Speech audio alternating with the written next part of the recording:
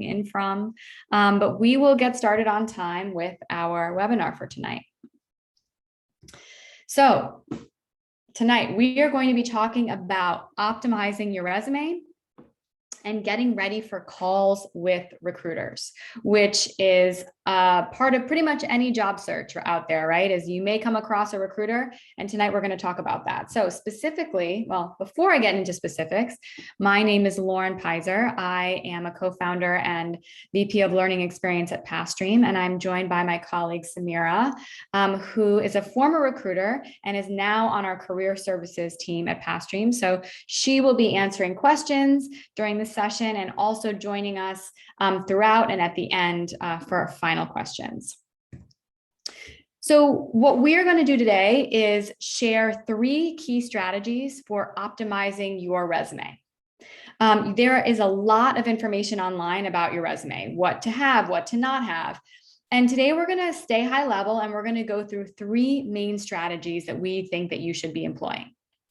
Then we're also going to share tips and tricks to help you to prepare for those calls with recruiters, which are really important.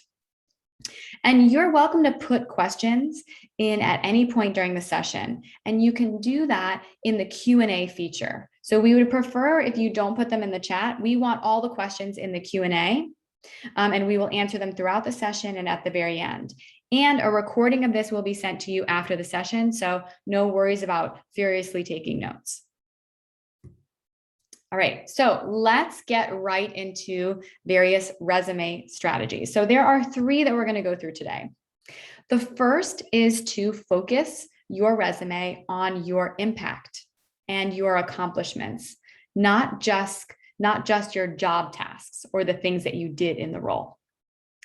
The second strategy we're going to go through is including what's called transferable skills in your resume, especially if you don't have prior experience in the field that you're applying to. And the third strategy is to customize your resume for each kind of role that you're applying to. So we're going to go through all of these in depth, but let's start with the first, which is to focus your resume bullet points on your impact and your accomplishments. So most resumes that I find in the job search process read like a bulleted list of tasks of things that people did in the job. So for example, most resumes look like this. They have things like used Excel to calculate budgets, greeted customers and assisted with questions, performed inventory checks, organized team events.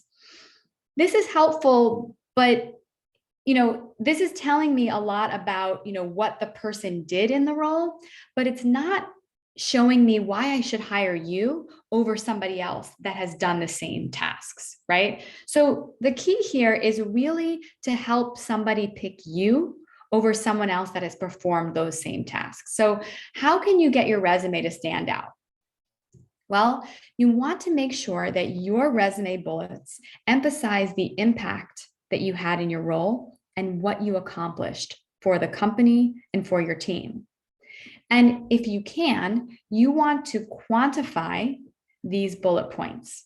So I'm going to explain to you exactly what I mean when I say this, but this is a very simple thing that will skyrocket your resume above competitors because it's showing why you should be chosen above somebody else because you have these impacts, you have these accomplishments listed on your resume. So let's go through a couple examples because this is best understood through a variety of examples. So you might have on your resume something like used Excel to calculate budgets. That's a task, right? That's something that you do in your role. If you want to turn that into a quantified accomplishment, you might say, monitored budget actuals against forecasts to prevent outages using Excel. Resulted in all projects finishing 5% under budget. Awesome. That's a pretty wordy one, okay? But they don't all have to be that involved. Let me show you another example. Greeted customers and assisted with questions. This is a task, right? How do I turn this into something accomplishment focused? Developed strong relationships with customers, resulting in positive survey responses and 2-time Employee of the Month title, right? That immediately focuses on accomplishment and impact and really makes you stand out. Here's another one. Performed regular inventory checks to ensure items were stocked, right? Common task in a lot of retail or other types of jobs. Here's how we can make it more accomplishment focused. Optimized a new process for monitoring inventory that was utilized by a 10-member team, right? So maybe you did perform regular inventory checks and did ensure that items were stocked, but can you also really dig deep into your past experiences about a time when you did something a little bit more, right? Maybe you did create a new process, or you gave feedback on a process that was then used by other team members, right? That's a great way to kind of showcase your accomplishments. And here's one last one. Organized team events and trainings can be turned into planned and executed 10 team trainings attended by over 50 people. So this one is just more specific, right? This is just explaining how many trainings and how many people attended them, but it immediately stands out from the original bullet point. So at this point, a lot of people on this call might be thinking, okay, this is great. Yes, I get it. But how do I make these bullet points, right? And this is tough because a lot of times we really have to go back into our past experiences and write down everything we did and recall those projects that we worked on. And another thing that often happens is you're like, well, I don't know if I increased, the budget by 5%, or if I, how many people were at those events. And that's okay. Okay. You don't have to know specifics. All you need to be able to do is make educated estimates for the impact that you had. Right? Nobody's going to hold you to whether it was 5% or 6%, or if it's 20 people or 23 people, but you need to know directional impact that you had. So let's look a little bit more in depth about how you can do this. So you want to start each resume bullet point with a powerful action verb that describes the work that you did. So you're going to take your first past position on your resume, and you're going to start that bullet point underneath that resume experience with a really strong action verb. So here are some examples of words that you can use. Designed, consolidated, supervised, trained, educated, tracked, counseled, defined, enforced, demonstrated, right? I want you to take a screenshot of this. I'll send this to you after as well in the form of a recording, but these are really strong words that you can use to start your resume bullet points. And this is how you're going to describe the action that you did. Then you want to follow up each verb with some sort of a number. It could be a percentage, a number, a range, a ranking, something that you can use to quantify your impact. And this, as I said, can be an estimate or an educated guess. That is okay. That is what everybody is doing. Nobody has the exact number, right? Everybody's making well-educated guesses for these numbers. So let's look at some examples. So you could show an increase, for example, right? So you can show how employee retention went from X to Y. You can show how something grew, right, under your work. You can show a list of a ranking or a standing or an award that you got, some sort of recognition, right? That is accomplishment focused, right? And it also can be a way to quantify. Awarded top 10%, employee of the month, top sales intern, whatever it is. You can also quantify by listing frequency, how often you did something, how often you ran events, how often you wrote up proposals or budgets or blog posts, right? And then finally, you can quantify by showing volume. So for example, how many things did you do? How many customers did you help? Emails did you send? Requests did you respond to? That's a way to show volume. So you can show an increase, you can show a ranking or a standing, you can show a frequency or a volume. These are all ways that you can follow up those really strong action verbs. So people are really learned through examples for this particular tip. So I put a bunch of examples of bullet points that are quantified, that are impact oriented and accomplishment focused. So I'm not going to read each one, but examples of, for example, led a team of 5 employees with innovative policies that increased engagement and retention by 20%. Accurately prepared and sent bank deposits about in totaling $100,000 each weekly. Trained and mentored 4 new employees on giving and receiving feedback, Asana and Salesforce CRM, achieved 98% customer satisfaction rating, right? All of these things are really getting at what I'm talking about and what I want to see on your resume versus just the task. So I want to do a little bit of a practice in the chat. This is hard, okay? So I totally get it. But I would like you to take this bullet point and try to quantify it for me. I want you to get creative. You might have to make some stuff up, but I want you to try to quantify this resume bullet point. Turn it from a task into something that is numerical and accomplishment focused. So processed refund requests and responded to customer complaints. How can you make that quantifiable? I'm going to give everybody a couple seconds to do this.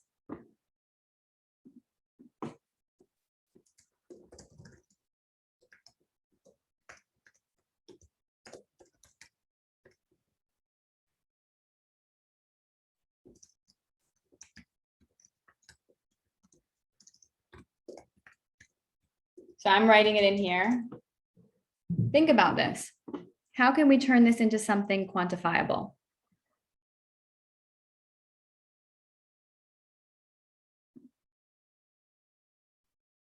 Yes. Awesome. Managed and processed 50 refund requests and customer complaints monthly. Awesome. Tracked refund requests to successfully reduce customer complaints by 20%. Amazing. My job's done. These are 2 amazing examples, right? And, Brittany had to come up with the 20%. Kenneth had to come up with 50. But when we think back on our experiences, we can likely ballpark a number that we feel good about. Awesome. Love this. All right, moving on. So second tip. Also, I will take all questions about this at the end. So please make sure you're asking questions. The second tip I want to talk about is including transferable skills in your resume. So what is a transferable skill? What am I talking about here? So a transferable skill is something that is common across many jobs. Some examples of transferable skills are time management, organization, professionalism, communication, right? They are things that everybody needs to know to be able to hold on to a job pretty much. So I want to know from you, what are some other transferable skills you can think of? Can anybody put in the chat another transferable skill that is something that is common across many jobs? I'll put one in. Excel. Yes, Excel is becoming a transferable skill. Totally. Conflict resolution. I love that. Collaboration. Yes. Dealing with like difficult situations, right? Giving and receiving feedback. Customer service. Totally. Building relationships. Awesome. These are all really great. Being a team player. Yes. Overcoming disagreement and conflict. Public speaking. Awesome. Exactly. So this is what's called a transferable skill. You've got it. Here's some more examples. Writing, creative writing, listening, organization, creativity, problem solving, management, right? These are all things that are transferable across various industries. It doesn't really matter the role, right?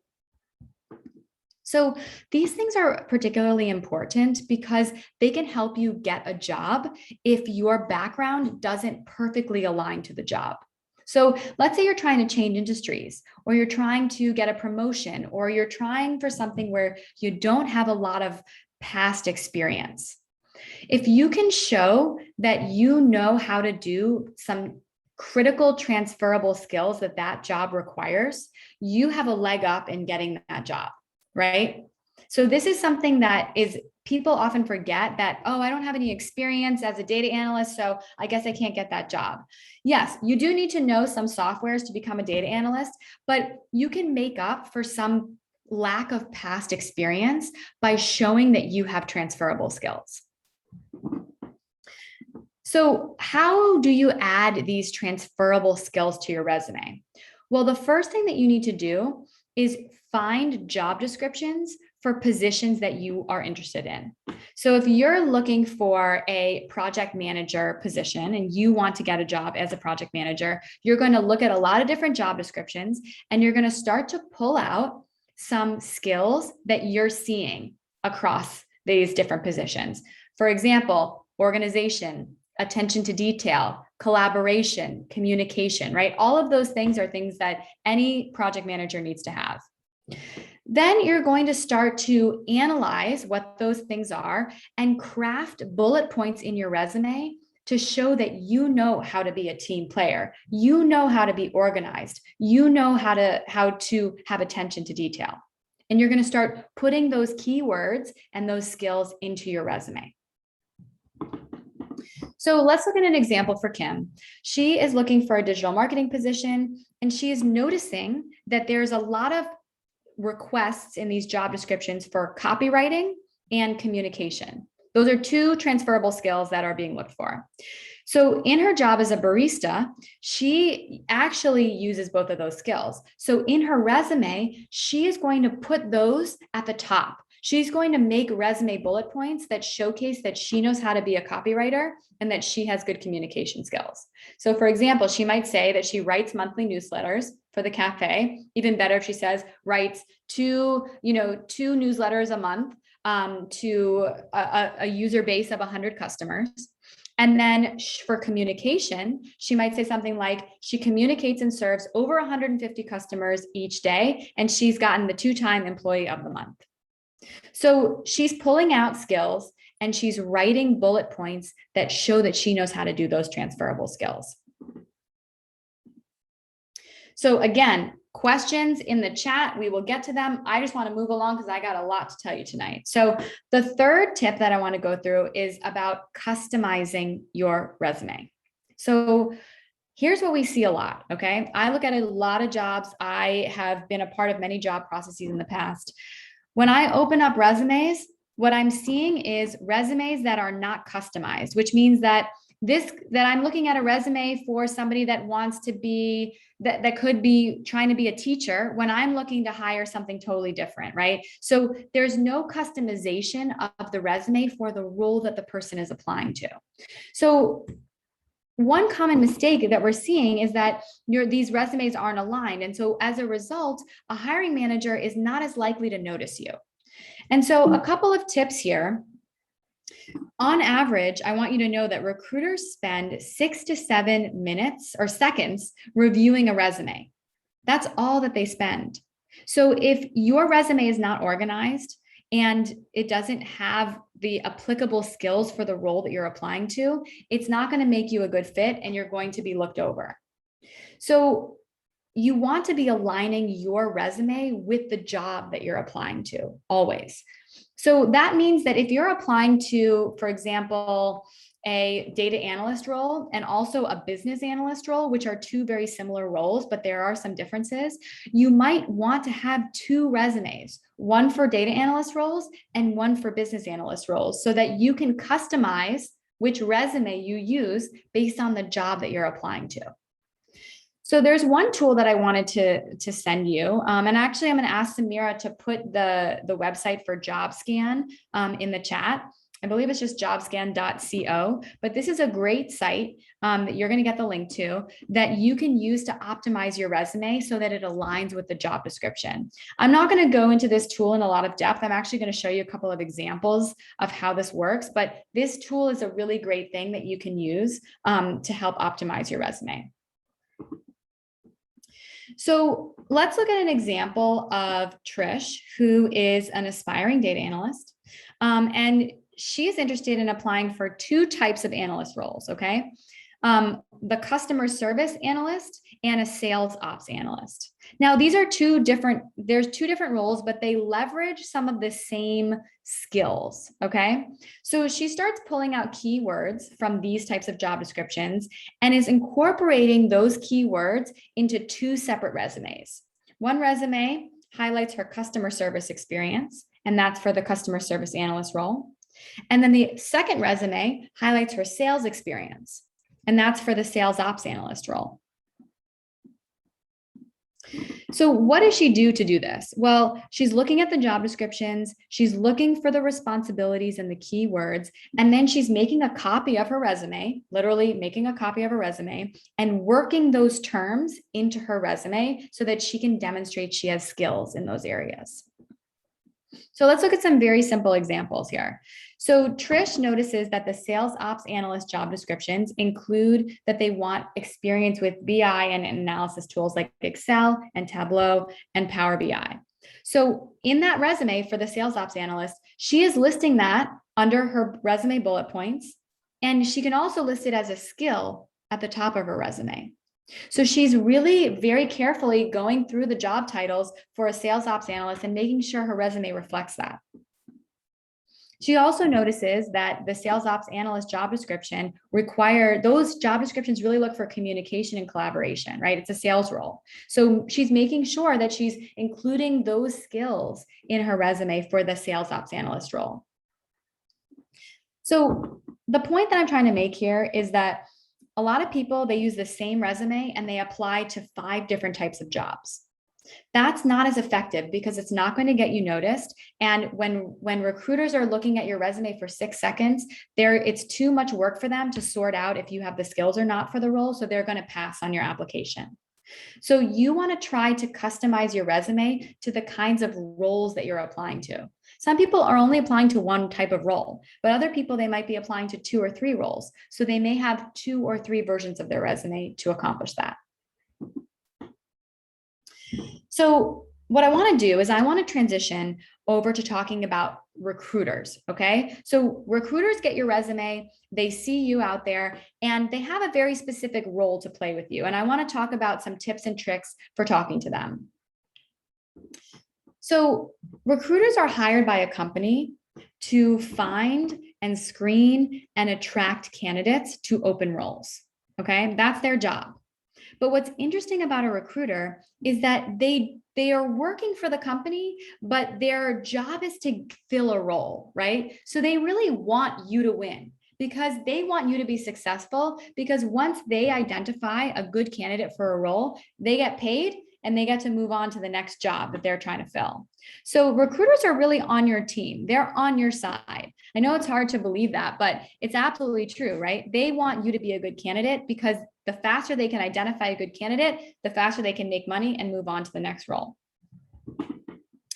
So I'm actually going to ask Samira to come on and talk a little bit about these 3 different types of people, because you might be talking to a company recruiter, you might be talking to a staffing agency recruiter, or you might be talking to a hiring manager when you interview. And I want you to understand the differences between each. Hi, everybody. So yes, and I've played both roles. I've worked as a corporate recruiter and worked in a staffing agency environment. So I can kind of speak to those 2. And then obviously the hiring manager is the partner to those recruiters. So to start out, company recruiters or corporate recruiters, the titles are interchangeable. Other titles are also talent acquisition specialist, talent acquisition manager, all those kind of fall under the same umbrella, but they are hired by a specific organization. They are an employee of that organization, and they typically support business units or departments or a certain group of hiring managers, and they focus on hiring for that company. So they are hiring other employees to join that organization. So they usually know quite a bit about the culture. They're quite embedded in the company. They understand and know a lot of features and details to the roles and the teams that maybe some of the staffing agency recruiters may not know. But we'll get into that in a second. So they're specialized in filling roles. They deeply understand the culture, et cetera.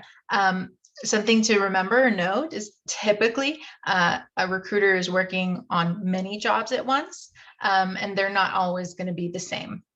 So they might be working on some finance jobs, some accounting jobs, some business analyst jobs. So making sure that your communications with them and your resume and your cover letter are very pointed or important, because they're working on lots of different things at different times. And it can get to be pretty intense when you have 10 to 12 or 20 jobs that you're trying to fill and you have 100 applicants per job. So as you can see, the numbers pile up pretty quick. So things to think about there. The staffing agency recruiters are also dealing with a lot of numbers as well, but their client is actually the company. They don't work directly within the organization. They focus on hiring for many different clients or companies as an external vendor. So they're contracted by that company to help them with their recruiting efforts. So they do have more urgency to fill roles, because every time they fill a role, their organization themselves, they get paid. That's a good thing. But so the churn is much faster. They do recruit people for all sorts of positions, from entry level to executive. So, and across many different business units, a little like the corporate recruiter. So they might be able to place a candidate at various times with various companies in that candidate's career. So I would suggest, if you're in the early stages of your career, if you're a career changer, entry level, or even if you're senior or executive level, get to know some of your local staffing agencies. I think those can, you can partner with them. They're always looking for more candidates to fill their pipeline with, because they always have different types of jobs that come their way. And so they can help support you along a long journey as a candidate or an employee. Finally, the hiring managers, these people are obviously the decision makers at the end of the day. So they typically have a meeting and they partner really closely with their recruiter, whether it's a staffing agency or a corporate recruiter, company recruiter. But those relationships vary. So sometimes they have a corporate recruiter and a staffing agency recruiter because the job is that hard to fill, or they have a large need for people. But the hiring manager is the final decision maker typically, or it's a team of people. They request the job to be filled. They provide the requirements. They usually also stipulate the interview process on that point too. The recruiters sometimes have input. They give you guidance from the market, but typically the hiring manager designs most of your experience as a candidate. And yeah, just with onboarding and everything. So they want to obviously get to know the candidates, but the recruiters are the people at the very front that kind of screen for the hiring manager. So the hiring manager is really only getting the top cream of the crop of the talent pool. But so the hiring managers have the least amount of exposure to candidates. That's why it's always interesting or unique when you can find really clever ways to connect with the hiring manager and maybe get around the recruiter. But I wouldn't suggest doing that too much. Work with the recruiter. They're there to help you. They want to support your career. Like Lauren said, they're ready to move on to the next role and help the next person. But feel free to connect with recruiters on an ongoing basis. Even if the role that you originally applied to might not be the right fit. I have still to this day lots of great connections on LinkedIn, and people move around, right? So there could be a really nice outcome from that initial connection, as long as you're yourself and engaged and a great candidate. There's no telling where these relationships can take you. Hopefully that's a good quick overview there on the recruiting and hiring manager piece. So the next piece is obviously once you get an opportunity to speak with initially the recruiter, how do those go? The really short calls is typically we figured out that you're not a fit, right? Whether it's on your end as a candidate or on the recruiter side. But basically, these are really casual conversations. The recruiter wants to get to know you. They want to understand like your interests and who you are. Make sure you're a real person. You will never, as a recruiter, you get all kinds of interesting stories when you find out candidates aren't the same people that applied and things get real hairy. So this initial conversation is really important for us just to make sure that you are the same person. Sometimes it's through video chat, and that's really helpful to us to also connect that dot.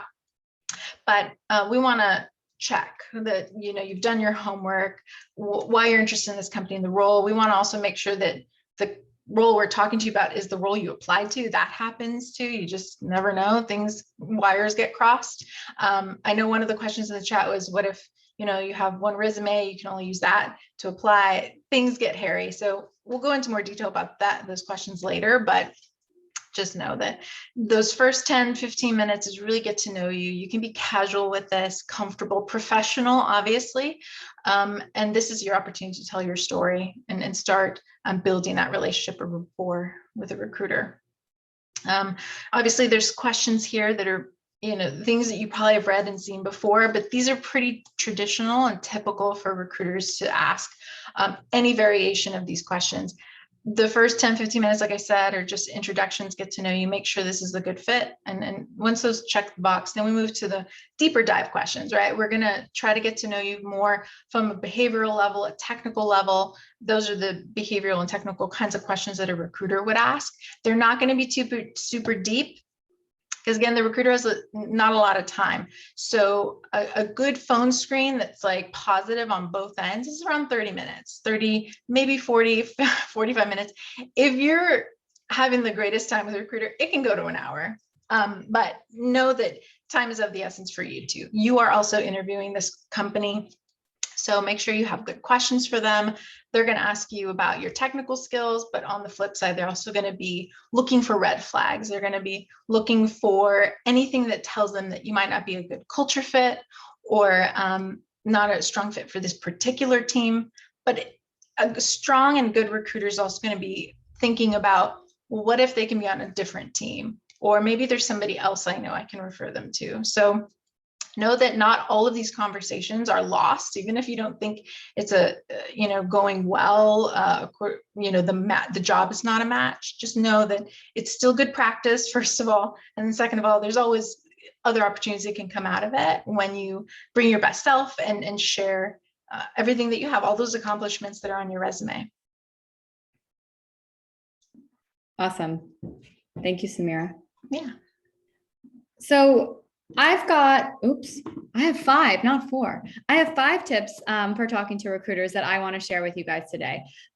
Let's go through each one in more detail. So the first is to prepare. Okay. So I can't tell you how many times I've gotten on the phone with a candidate where I feel like they really didn't read the job description. They didn't really explore the company online, and they didn't even look me up. They don't even know what role I play. So it's very, very important that before you get on the phone with anyone, but especially a recruiter, that you read and reread the job description.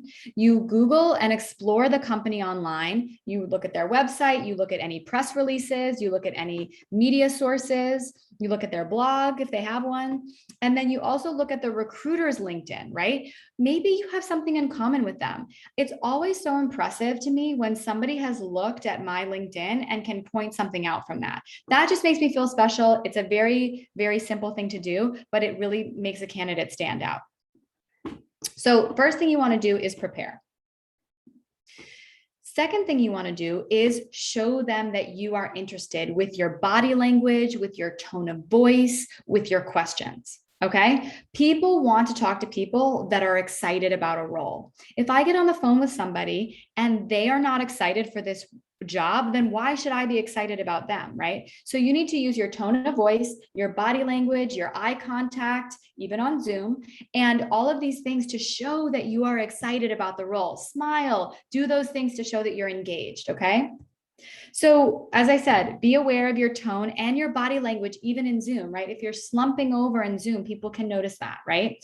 Practice active listening. Hey, it sounds like this role requires a lot of blank. How can I support that? Right? So practice active listening based on what the other person is saying, what the recruiter is saying. Call the recruiter by their name, right? Say, Lauren, it was so nice to meet you. Thank you so much for your time, right? That shows engagement and enthusiasm.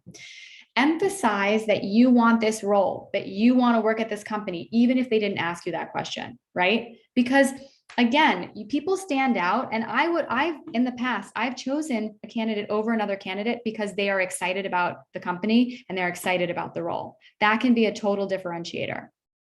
And always sign off with a thank you, right? Thank you so much. I really appreciated this conversation. I'm looking forward to next steps.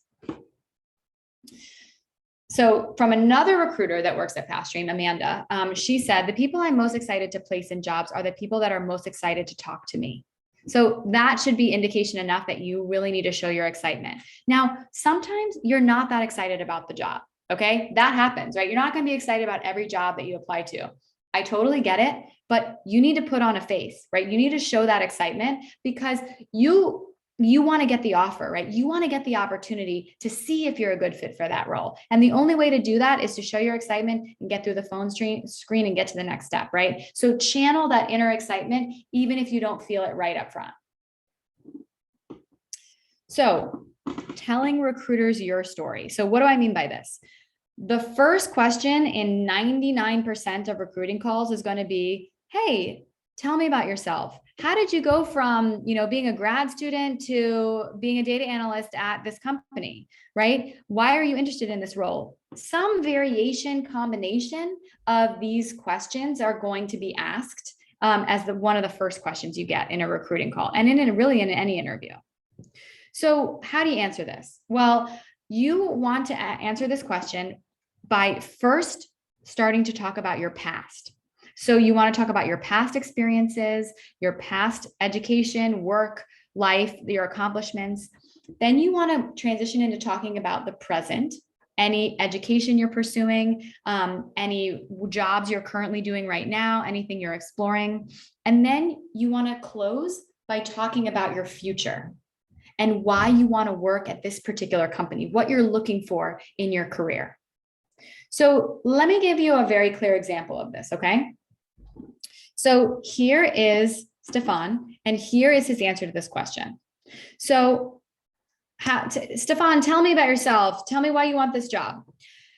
So I've been working in the event planning industry for the last 10 years, and I absolutely love the thrill of organizing 10,000 person events and working with diverse clients and crazy budgets, right? By the end of my tenure, I was planning, 30 people events across, I was managing a team of 30 people across 6 regions. And as COVID began to slow down, eventually halt the event business, I decided to explore some of my other passions. So I had always been intrigued by digital marketing, and I even have some experience with it while event planning. I often helped the marketing teams that promoted the various events to kind of raise awareness and learn about various strategies and tools in the industry. I recently decided to fully transition into the digital marketing space. I enrolled in the Facebook Digital Marketing Certificate Program at wherever. And in this program, I'm creating marketing plans, social media strategies, and various pieces of content marketing and social media.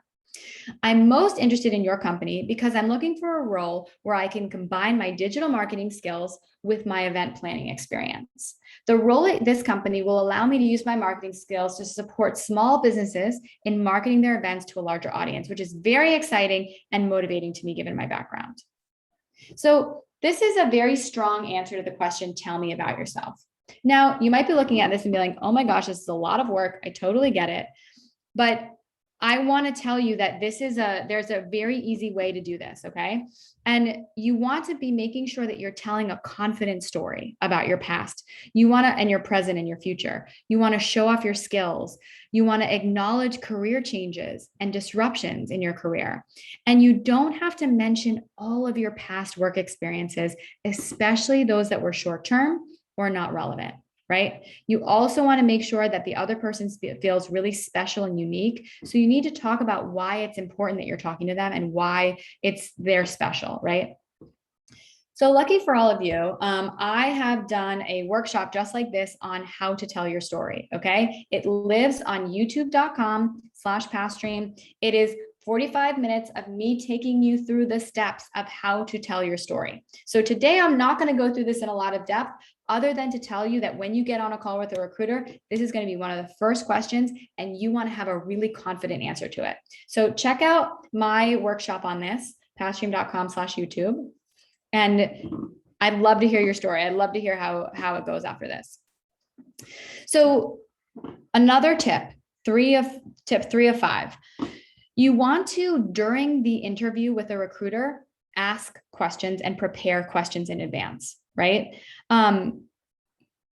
This call with a recruiter is a really great opportunity to ask questions that help you to understand the role. right? You get to get some like insider information about the role so that when you go to your next interview, you get to bring all this knowledge into the role, right? Into that interview. You get to also ask questions that showcase your curiosity and interest that help you to stand out. So you want to come prepared to a recruiter call with anywhere from 2 to 5 questions for the recruiter about the company, the culture, what it's like to work there, what they're looking for in their candidates. You want to get information from them, and you want to show that you're interested and excited and did your homework. So here are some example questions. Can you tell me more about the role, the competencies, and the skills that this company is looking for? I see you've been a recruiter for many years. Is there a particular aspect of my background, my story that you think I should emphasize in future conversations with the company? Wow, that's a really great question. What is the company culture like? What are the next steps for the interview process? Do you have any advice or recommendations to help make myself an attractive candidate for this position? So these are really great ways to engage the recruiter at the end of the call. All right, so I always want you to send a follow-up email after any interview you have with a recruiter, with a hiring manager, with anyone. You want to send a follow-up email. And this is because you want to stand out. You want to show and reiterate your gratitude. You want to be in that recruiter's inbox at the top. You want to be present and in their sort of in their ecosystem. So you might say something very simple, short and sweet. Hi, recruiter name. Thank you so much for chatting with me today about the role at this company. I really enjoyed our conversation and learning more about the role, especially, talking to you about a couple details, right? I look forward to next steps and thank you again for your time.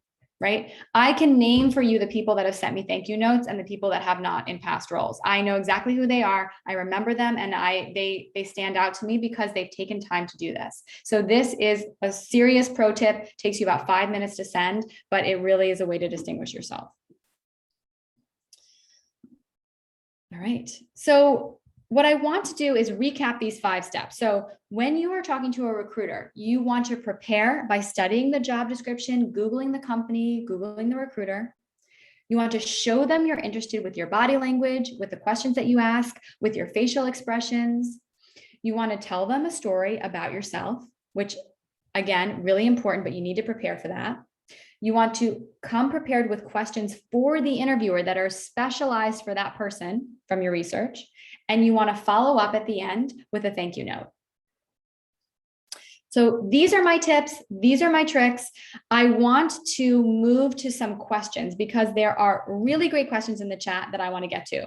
Before I do that, if you are interested in Pathstream, a Pathstream program, upskilling, changing your career, transitioning, please check us out, pathstream.com/programs. Okay, if you're a newbie on the call. But let's go to the Q&A. Let's take a look at what questions are coming up. Okay, so one of the biggest questions that I see all over the internet, should a resume typically only be 1 page, or is 2 pages too long? This is a very common question, okay? Well, let's go back to resume. So the traditional advice out there on the internet and in the world is keep your resume to 1 page. But there's, recently I've been reading people talk about how it's okay to have a longer resume, but there's a very big caveat here. Your resume needs to be as long as it needs to be in order to show the experiences that are relevant to the job you're applying to. If you're trying to be a digital marketer and you're showing all of these past experiences in finance and accounting and all this other stuff, that stuff doesn't need to be on your resume. Okay, that shouldn't be making your resume 2 pages. Unrelated jobs in other areas. If you genuinely have 2 pages of experience about being a digital marketer, you should include 2 pages on your resume. Samira, anything I'm missing with this? Yeah, no, I agree with you. I think the resume question is always big. 2 pages is appropriate when you're in a very specialized and very high level role. I've always been okay looking at long CVs or resumes of people that either have like design careers or you're reviewing a portfolio, and or if you are moving into like C-suite, those roles will tend to have those longer CV resumes. But anything that's in your entry point one page is suffice, because we really want to keep it succinct. We don't want to have to make the recruiter do a lot of mental backflips to figure out what are you looking for? You applied for a sales operations analyst. I think I saw some questions about that. And we want to make sure that the resume aligns to that. So if you've had lots of other jobs and careers, that's okay. That's great. And you can bring that up in the interview process. But that one-page resume is really helpful, because then they can just directly see if you have a Pathstream certificate that's right up at the top. They can see the skills you have that align to the role. And then they can dig in further into the additional experience you have that you can bring in the interview process. So that's my 2 cents. Hopefully that's helpful. Yes. Awesome. Thank you so much. Okay, let's move along. So we answered the question about resume. This is a really great question from Aubrey. So I have had success moving into the second phase after speaking with the recruiter. But once I get into that phase, I run into the issue of the employer saying that I would be a great fit, but I don't have enough experience.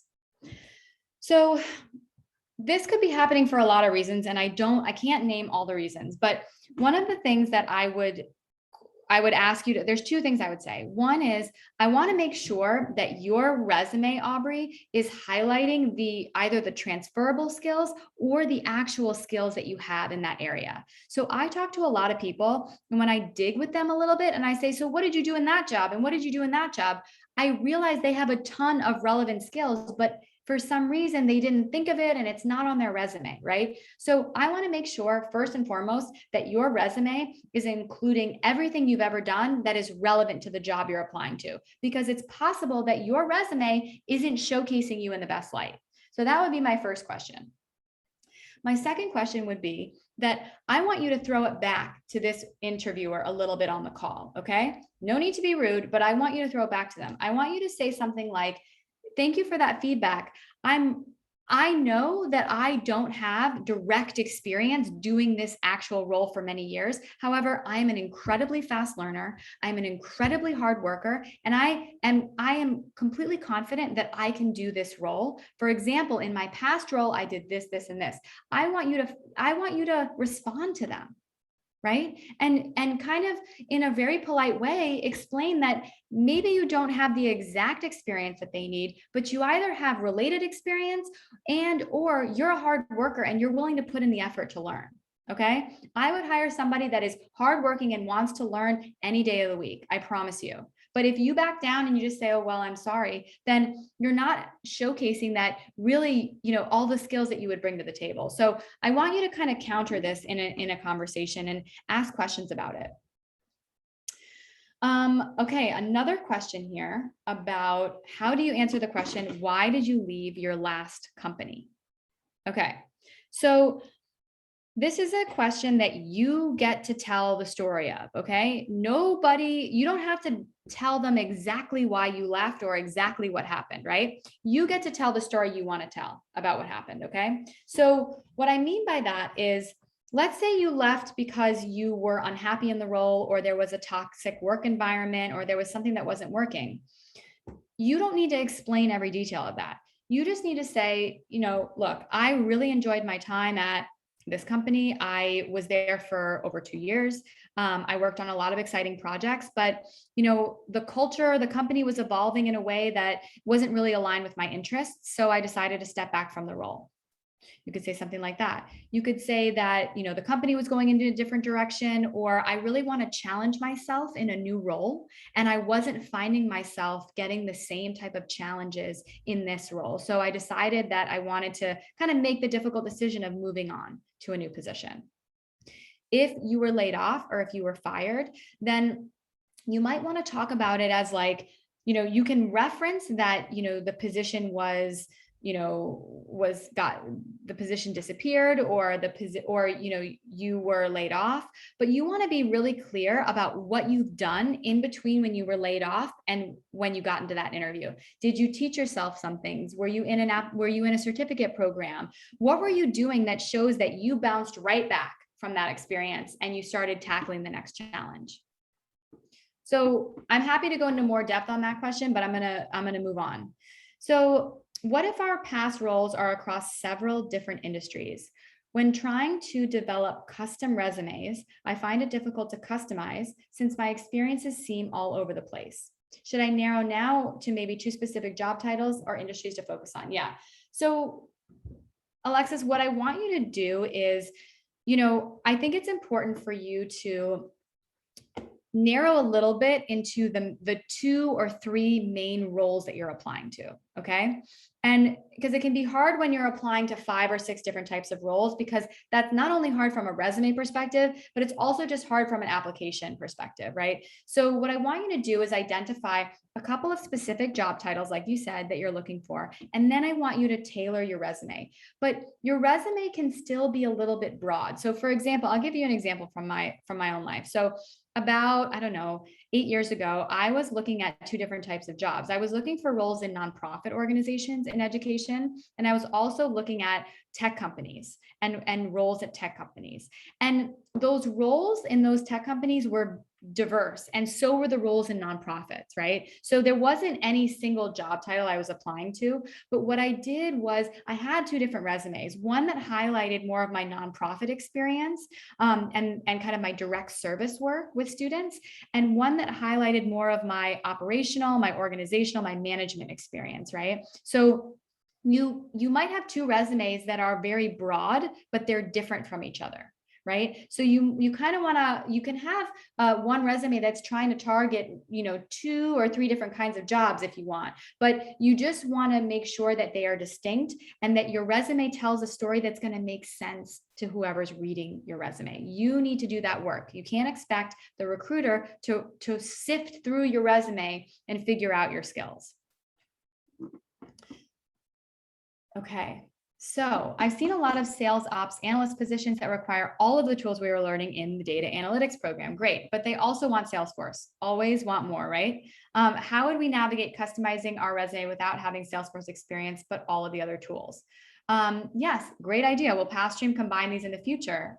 Nice idea, Alexis. Definitely something we're thinking about. What I would say is that, when you get a job, when you're looking at a job description, you don't have to know how to use every single tool that's listed on that job description. Okay.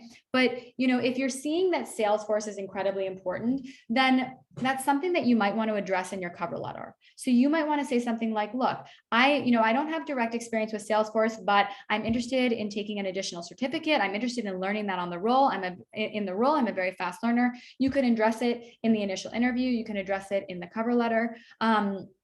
But if you don't have Salesforce experience, then there's nothing you can put on your resume to say that you do. What you could say is that you have experience with spreadsheets, right? A spreadsheet is what some people use for a CRM, right? So you can kind of try to find ways that you have organized data, you've organized sales processes. You maybe didn't use Salesforce, but you understand what they're looking for. And Alexis, when you get to career services, we can also help you to do that, okay? Since you're a Pathstream student. So, okay, let's see where we are here. Claire, nice to see you. I have a follow-up question regarding that. I kept my resume under a page and removed one unrelated position. However, recruiters often ask why there was a gap. Yes. So, Samira, I'm curious if you have any thoughts on that. So sometimes people will remove experiences because they're unrelated, but then it leaves a gap. Have you ever seen that as a recruiter? Yes, of course. This happens a lot. So there's obviously some design things you can do to your resume so that it kind of condenses it a little bit, maybe change your font or font size, so that maybe you can still keep that unrelated position in there. And so there's not like this gap that you have to explain every time. But alternatively, that's a cover letter, obviously, is a great way to introduce yourself and your capabilities. Recruiters typically won't get too hung up on one unrelated role. I mean, this is just me being completely transparent. Early on in my career, I was working at Home Depot because I love the smell of that place for some reason. And that was just my transition role. It was completely unrelated. I had a business degree. Like, I wanted to move into recruiting and talent acquisition. Didn't make sense, right? But it was okay to the employers I was talking to. So it's all right to keep it on there. It's okay even to put it on LinkedIn if you want. Like, that's not going to hurt you too much, right? This is about getting your foot in the door. So if you want to condense the resume using font and adjusting the structure of it so everything fits, even if it's unrelated, that's okay. If you want to take it out and just have to speak to it later, then that's the choice you make. And it's just about practicing how you tell that story. Hopefully that answers the question well enough. But feel free to connect with me on LinkedIn too, if you want more conversation about this topic. Yes.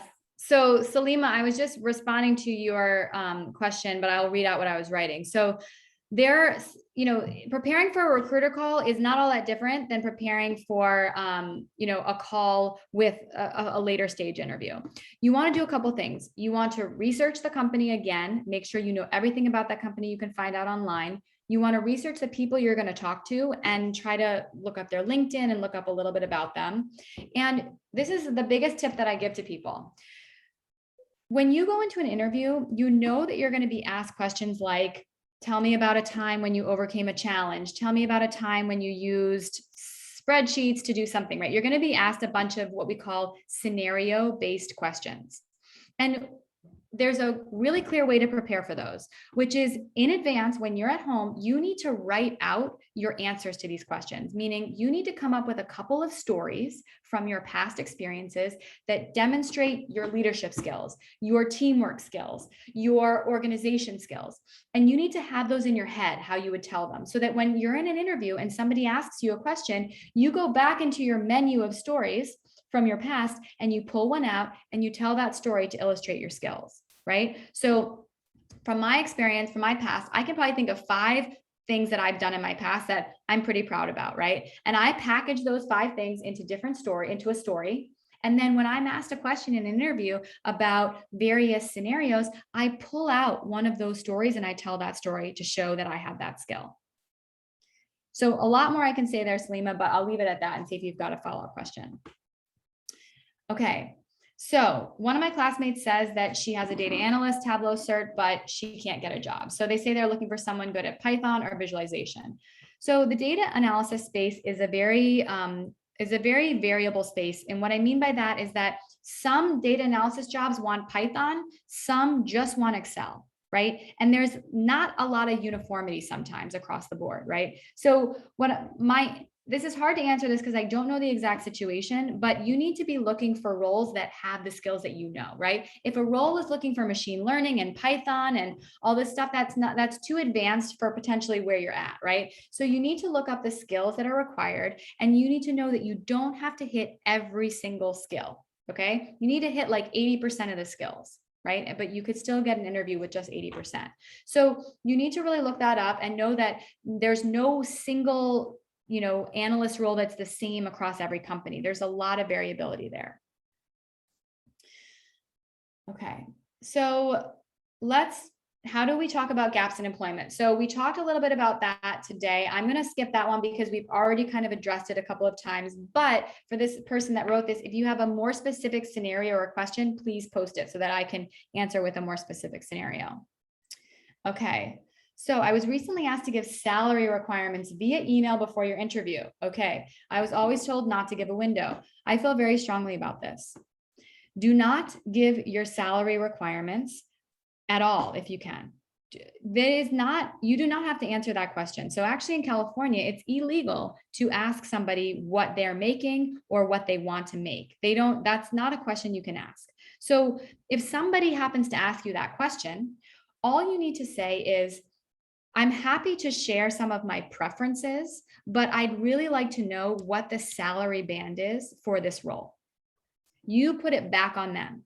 If somebody asks you, what salary are you making, which is totally wrong for them, they shouldn't be asking that. But if somebody asks you, what are your salary expectations? For example, that's a common question. You can say, before I answer that, I'd really like to hear what the salary band is for this role. They will give you the salary range. They'll say, okay, well, this role is paid between $70,000 and $80,000. And then you can say, great, well, I would expect to be at the high end of that range, given my skills and experience. Leave it at that. You don't need to get more specific. You don't need to name numbers. You shouldn't name numbers. It's just really important that you get them to name the first number, right? That's the goal. Have them name the first number, and then you can say that range is okay with me, or I'm really looking for something more like in the $85,000 range. Like, you can respond, but you want them to talk first. Okay, so Mohammed, before 12 years, I used to work in professionals area related to data and business analyst, even if not technically the same. Yes. The last 12 years, I was driving passengers to make money for a living. Yes. How can I talk about my past in this situation? This is tough. This is tough because you are a qualified person for a data analyst role, but your last 12 years of experience don't showcase that, right? So I'm no expert in this, Mohammed. I'm just going to tell you what I think. Okay. What I would say is that you definitely want your resume to include what you've done in data before, like 12 years ago. And you can't lie and say, I was doing something else for the last 12 years. You've got to say that you were a driver, right? And so that needs to go on your resume as well. But what I want you to do is when you're in a conversation with somebody, and when you're writing your cover letter, and when you're emphasizing the things on your resume, you need to really be talking about your experience as a data analyst in the past and some of the things that you've learned as a driver, right? So you don't want to sweep it under the rug, but it's not something that you need to show or be ashamed of. Say, in the last 12 years, I've been driving because of this reason, right? Because I was supporting my family, because, whatever the reason is. You want to confidently state that, but then you want to quickly move and start talking about the experience and the skills that you have, right? And so that might mean that you put your data analyst skills at the top of your resume, right? Maybe that's the first thing that you put. So Samira, I'm curious if you have other recommendations for me and for Mohammed. So obviously, without knowing too much more detail about your experience, your past, and also where you're going, it's hard to do that. Obviously, having like a career coaching call is important. Mentors are also important and helpful in this process. And really, you're just looking for encouragement, right? That jump start to that confidence to go out there and pursue something that's new and intimidating, let's be honest. But there are a lot of really kind and open-minded organizations that are starting to look at talent in a different way.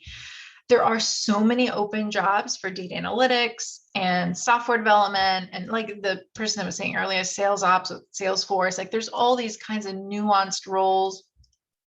I would just continue to suggest networking.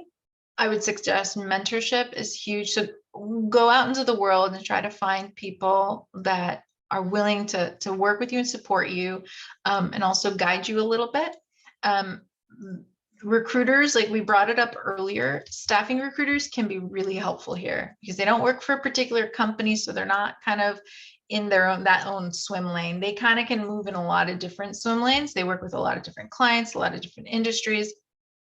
And many times, for instance, if you're not a Pathstream student, obviously, if you are a Pathstream student, you have career services, you can rely on us. But if you're not a Pathstream student and you're kind of looking for that maybe free, potentially career services help, staffing recruiters are really helpful there. They can provide you some guidance based on your market, based on your past experience and where you're trying to go. They can give you resume reviews. They can do mock interviews with you. They'll help negotiate some of these questions too, like salary questions and how do I relate my experience to what I want to do next. So not all the staffing recruiters are going to be this awesome, right? You're going to have to do your research, get to know them, but there's probably 5 or 6 fairly large staffing organizations in every major metro area.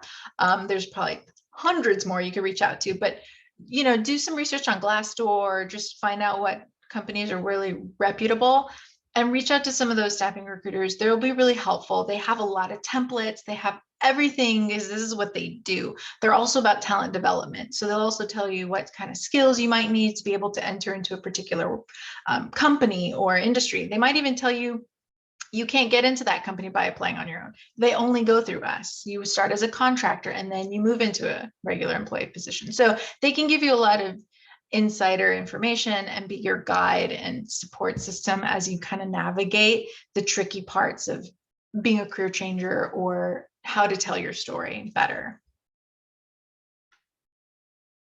Great. I'm just wrapping up one of my answers to these questions. Yeah, we have quite a few now. No. Okay. So let's go from here. So we are on, what is a good way to practice or refresh yourself on the impact you had in your previous or current roles? I find that I have many accomplishments, but have trouble highlighting them. Yes, this is a really good question, Brittany. So here's what I would do. I would take a piece of paper and I would write down each of your past roles. Okay. And then I would start writing in that role what you did. Okay. What did you work on? What projects did you do? Think about highlights of your past roles, lowlights, really big challenges you faced, moments when you hated your job, moments when you loved your job. Just write out everything that you think you've done, okay, in that position. And then I want you to pick one of them and I want you to write out what you actually did. What was your, like, just for you, not for your resume, just write out what you did. Okay, I worked with 5 team members and we worked together on creating a new process for hiring employees, whatever it is, right? And then I want you to think about how can I put myself in the absolute best light for this thing that I did, right? I co-led the creation of a new hiring process to recruit 15 additional engineers in a matter of 3 months, right? So you start like hyping yourself up, right? You start talking about yourself in the best possible light, but it really starts by first, you've got to get everything out of your brain about what you did in that role out on paper so that you can start picking and choosing what you're going to talk about and hype up. And then you need to just, in layman's terms, write out what happened in that scenario. Right. And then you need to be like, okay, how can I talk about this in the best light? So it's really a process, but it really starts by writing things down. You can't just expect your head to kind of come up with this. You need to get it out on paper as a first start. So, okay.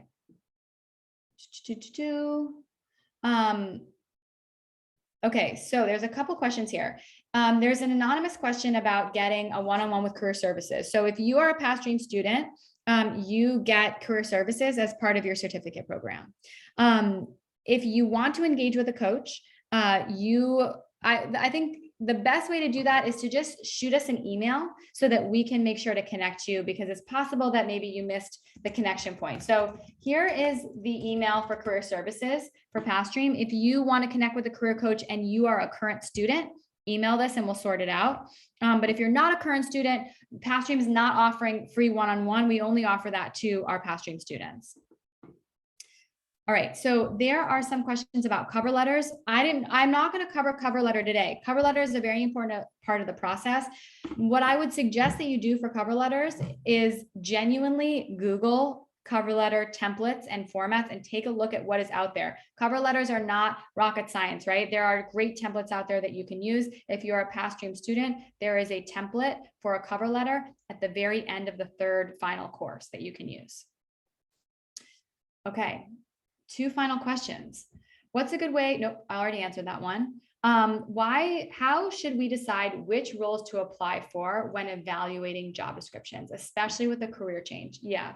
So again, this is a more of an individual question. So I don't know your specific situation, Brittany, but when you're looking at job descriptions, the way that I do that is I start to try to understand, am I excited about this, right? Do I like this role? Can I see myself doing these job responsibilities? Usually from there, when I'm looking at a job description, I'll start to Google the company. I'll start to look around online.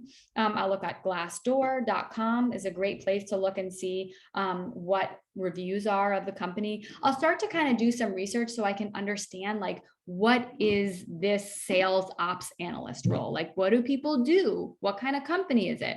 So use the job description as a jumping off point to do more research about the role, right? There's a lot of information online about various roles.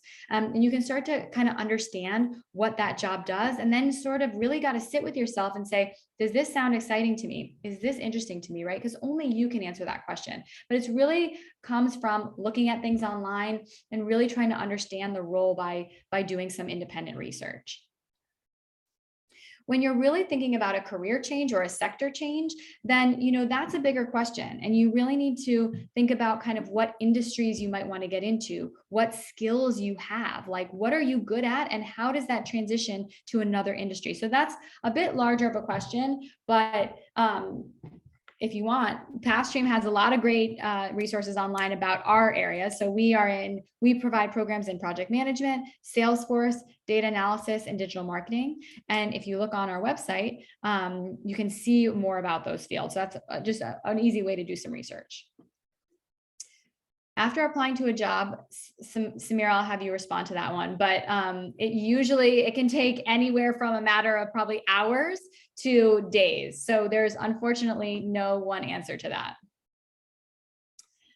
Would we be setting our expectations too high for an entry-level analyst role by trying to go for specific industries versus broadly applying? We setting our expectations too high? No, I think that, analysts, project managers, those things are across any industry, right? They can be in the construction industry, in the healthcare industry, in the education industry. I think that if you have an industry that you're really passionate about, go for it. Go there. Go start looking for jobs in that area, but you don't want to close yourself off to other opportunities in other industries, right? So you want to keep a laser focus on maybe an industry you're interested in, but also keep one ear open for jobs across various industries that you could get excited about that you might not be excited about today. But entry-level analyst role in any industry, like after our program, you're prepared for that. Yes, you can put Pathstream on your resume even if you have not graduated. You can put it as like estimated completion date on the resume so that we can see when you're going to earn the certificate. Okay. I'm going to see if there are any final questions. You guys have had really good questions, and we want to be there to help you. We do have one more. Here's our website again for you to check out, but we have one more. Let's see, there it is. We have one more workshop in 2 weeks. It's how to get the salary you deserve. It's a little bit about negotiation and salary conversations. We touched a little bit on it today, but we're going to go more in depth in 2 weeks. So we hope to see you there. But these have been excellent questions. You guys are thinking about all the right things. And we are really excited to be here on this journey with you. We will see you in 2 weeks, and have a very wonderful night, everybody. Thanks so much.